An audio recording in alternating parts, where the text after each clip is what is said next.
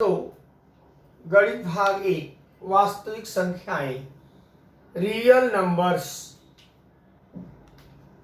बच्चों, हमने ऊपर कुछ लिखा है और ये आप सबसे परिचित है। कक्षा 8वीं तक सब बताया गया है। पहला क्या है? यन मतलब नेचुरल नंबर, प्राकृतिक संख्या जो 1 से शुरू होती है, 1 2 3 4 5 6 आदि। दूसरा है डब्ल्यू, होल नंबर, पूर्ण संख्या, 0 से शुरू होती है, 0 1 2 3 4। तीसरा है आई, पूर्णांक संख्या, 0 और 0 की दाईं तरफ 1 2 3 4 और बाईं तरफ ऋण 1 ऋण 2 ऋण 3 ऋण 4 आदि। फिर है क्यू, क्यू क्या है? परिमेय संख्या। और फिर है आर, आर क्या है? रियल नंबर, वास्तविक संख्या। तो आपने समुच्चय पाठ में पढ़ा है, वहां भी आप देखे होंगे कि यन उप समुच्चय है डब्ल्यू का, डब्ल्यू उप समुच्चय है आई का, आई उप समुच्चय है क्यू का, क्यू उप समुच्चय है आर का। अर्थात यन के प्रत्येक घटक डब्ल्यू में होते हैं, डब्ल्यू के प्रत्येक घटक आई में होंगे, आई के प्रत्येक घटक यानी सभी घटक क्यू में होंगे और क्यू के सभी घटक आर में होंगे। आपने कक्षा 8वीं में परिमेय संख्याओं में क्रम संबंध भी देखा था। हम फिर रिपीट करते हैं कि P तथा P बटे Q तथा R बटे S परिमेय संख्याएं हो, क्योंकि परिमेय संख्याओं को P बटे Q के रूप में लिखा जाता है। Q और S धनात्मक हो, 0 से बड़ी हो तो यदि P गुणे S बराबर Q गुणे R तो P बटे Q बराबर R बटे S। P गुणे S बड़ा हो Q गुणे R से, AP है AS, तो P बटे Q बड़ा होगा R बटे S से। और यदि P गुणे S छोटा है Q गुणे R से तो P बटे Q छोटा होगा R बटे S से। सब आपने 8वीं के पहले पाठ में पढ़ा है। फिर परिमेय संख्याओं के गुणधर्म है। गुणधर्म में क्रम निरपेक्ष है, साहचर्य है, तत्समक है, प्रतिलोम है और वो योग और गुणन के लिए सत्य है। आप किताब में दोहरा लेना, संक्षिप्त में दिया है, थोड़ा सा है, कुछ कठिन नहीं है, बिल्कुल शॉर्ट है। उसके बाद है परिमेय संख्याओं के दशमलव रूप। ये भी आपने 8वीं में पढ़ा है। परिमेय संख्याओं का दशमलव रूप 2 होता है, एक खंडित या शांत या अवसानी रूप, दूसरा है अखंडित, अशांत या अनवसानी आवर्ती रूप। आप रिकॉल करें, थोड़ा याद करें पीछे की चीज 8वीं में।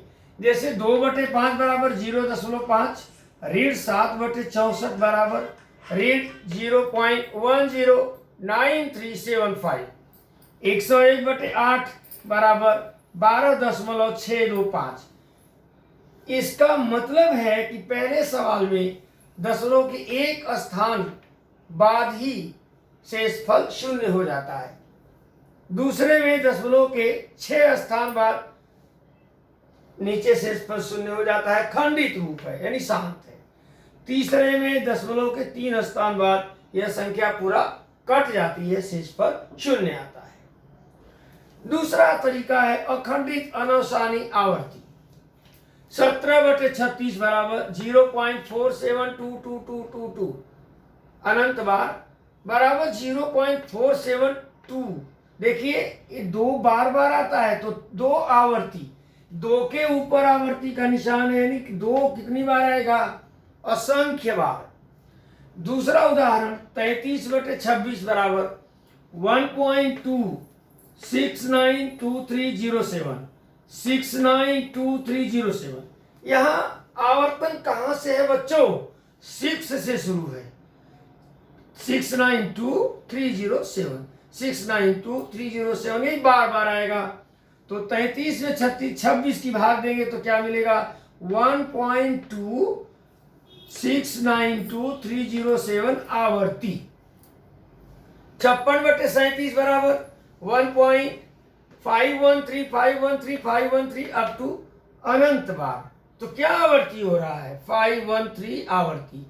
क्या देख रहे हो? पहले उदाहरण में दशमलव के बाद तीसरे नंबर की संख्या का आवर्तन होता है, दूसरे उदाहरण में दशमलव के बाद एक अंक छोड़कर बाकी 6 अंकों के समूह का आवर्तन होगा, तीसरे उदाहरण में दशमलव के बाद 3 अंक है उनका आवर्तन होगा। अब यहाँ अंतर समझिए।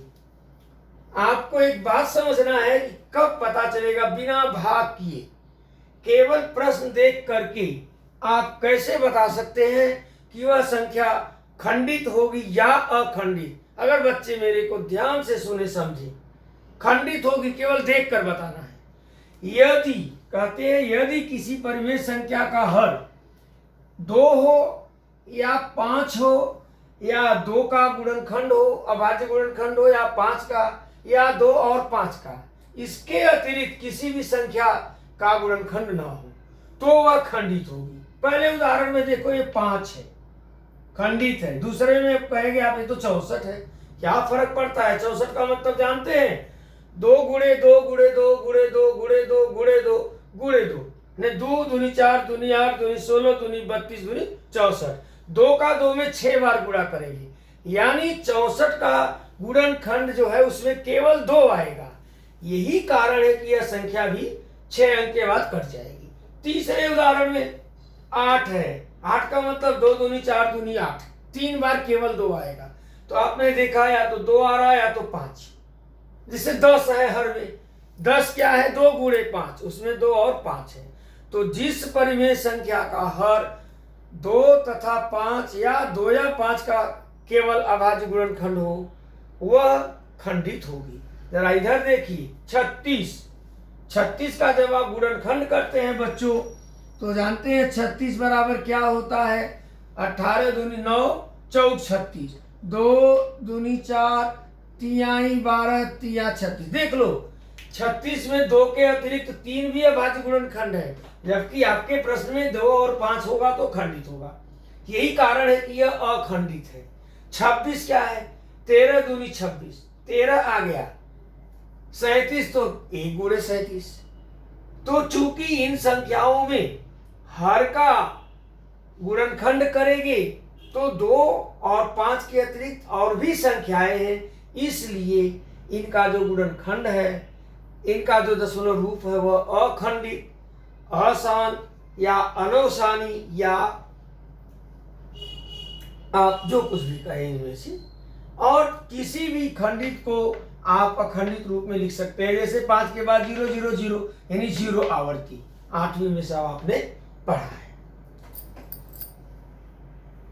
प्रश्न संग्रह 2.1 प्रश्न 1 प्रश्न है कि करें कि बताओ कि निम्नलिखित परिमेय संख्याओं में कौन सी परिमेय संख्या का दशमलव स्वरूप खंडित है और कौन सी संख्या का अखंडित। बच्चों अभी हमने इसके पहले जस्ट 1 मिनट पहले बताया खंडित अखंडित। तो आपको लिखना है, पहला क्या है? 13/5 हम समझा दे रहे हैं। अब 13/5 में 5 हर है, अभाज्य संख्या केवल 5 है, इसलिए इसका दशमलव रूप खंडित होगा, शांत होगा। दूसरा है 2/11, इसका हर 11 है, अर्थात यह 2 तथा 5 नहीं है, तो यह अखंडित होगा। तीसरा है 29/16, 16 का मतलब 2 दूनी 4 दूनी 8 दूनी 16, अर्थात 16 केवल 2 का अभाज्य गुणनखंड है, इसलिए इसका भी दशमलव रूप खंडित होगा। 17/125, 125 क्या होता है मालूम है? 5 गुणे 5 गुणे 5, 5 बचे 25 बचे 125। तो 17/125 में 125 का अभाज्य गुणनखंड केवल 5 के रूप में है, इसलिए यह भी खंडित है। 11/6, 6 का मतलब 2 गुणे 3, तो 6 का अभाज्य गुणनखंड में 2 तथा 5 नहीं है, इसलिए यह अखंडित है। अर्थात पहला, तीसरा, चौथा का दशमलव रूप खंडित यानी शांत है, दूसरा और 5वें का अशांत अखंडित आप कह सकते हैं। प्रश्न 2 करें कि निम्नलिखित परिमेय संख्याओं को दशमलव रूप में लिखिए। तो यहां मैंने 3 लिखा है, बाकी 2 आप लिखेंगे। पहला क्या है? 127/200 भाग देना है। आप 127 में 200 की भाग देंगे। 127 बड़ा है 200 से? नहीं, छोटा है, इसलिए भाग नहीं जाएगा। तो आप पहले शून्य दशमलव बढ़ाएंगे, दशमलव के बाद यहाँ 0, तो 1270, तो यहाँ भागफल 6 आएगा, तो 6 दूनी 1200, घटाएंगे 70, 0 बढ़ाएंगे 700, 2 तिहाई 600, बचेगा 100, 0 बढ़ाएंगे 1000, 2 पचे 10, 1000, एक कट गया। तो 127/200 का मतलब क्या होगा दशमलव रूप? 0.635। दूसरा 25/99, अर्थात 25 में भाग देंगे 99 का। अब 25 में 99 का भाग जाएगा क्या? 25 छोटा है, नहीं जाएगा, इसलिए यहाँ शून्य, दशमलव बढ़ाएंगे तुरंत यहाँ 0। अब 250, तो 99 दूनी 198, घटाया 52, फिर शून्य बढ़ाया 520, 99 पचे 495, फिर घटाया 25, फिर शून्य बढ़ाया, देखिए 250, फिर 2 आएगा, फिर 5 आएगा, फिर आगे 2 5, यानी 25/99 बराबर 0.252525, अर्थात 0.25 आवर्ती। तीसरी सवाल 23/7, 7 की भाग 23 में लेंगे, तो 23 बड़ा है 7 से, तो 23 में 7 की भाग देंगे, 7 3 21, 3 भागफल 21, घटाया 2, अब 2 बचा तो दशमलव लिखा, शून्य हुआ 20, 7 दूनी 14, ये 14 है, घटा दिया 6, फिर शून्य 60, 7 8 56, 4 40, 7 5 35, 5 50, 7 7 49, 1 10, 7 1 7 3 30, 7 4 28, फिर देखो 2 आ गया तो 20, फिर 7 दूनी 14, फिर 6 60, 7 8 56, वही आ गया। अर्थात आप देखोगे कि जब 23 में 7 की भाग दोगे तो क्या मिलेगा मालूम है?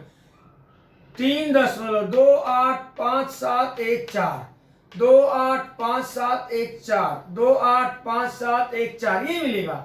अर्थात उत्तर क्या होगा?